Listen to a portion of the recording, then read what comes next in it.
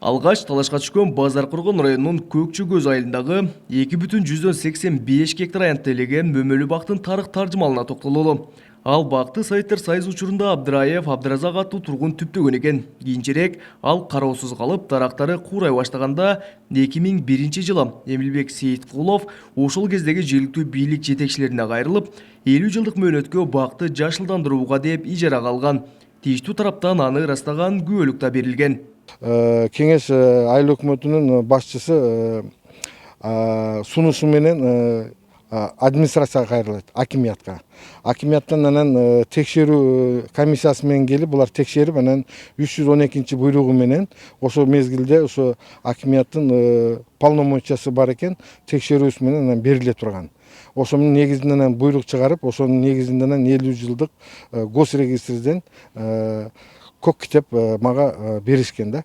Ошонун негизинде келетат. Ошентип Эмилбек Сейиткулов 3 гектарга жакын аянт тереген бакка кайрадан көчөт тигип айланасын тосмолоп, айтор ушул мезгилге чейин 15 миллион сомдой акча сарптап койгон. Бирок 2016 жылдан бери айрым жергиликтүү тургундар өз билемдик менен эле бактын арасына турак жай куруу үчүн шагыл төгө баштаган.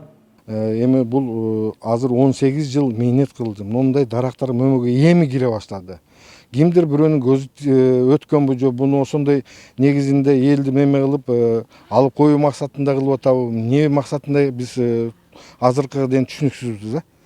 Бактын арасына шагыл төгүп өз билемдик менен басып алды делген адамдарды кезиктире алган жокпуз.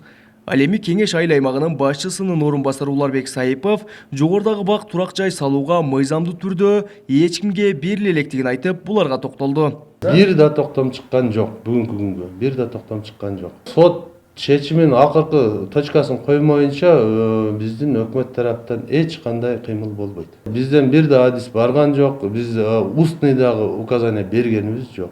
Бул точный маалымат. Жогорудагы 3 гектарга жакын аянт тереген бакты кайтарып алуу үчүн Кеңеш айыл аймагы мурдагы келишимдерди жана күбөлүктү жокко чыгаруу боюнча сотко кайрылган. Иш жогорку сотко чейин жетип, жергиликтүү бийликтин пайдасына чечим чыккан. Ага макул болбогон жабырлануучу тарап жаңы жагдайларды эске алуу менен ишти кайра карап чыгууну өтүнүп, учурда иш облустук сотто кайрадан каралууда.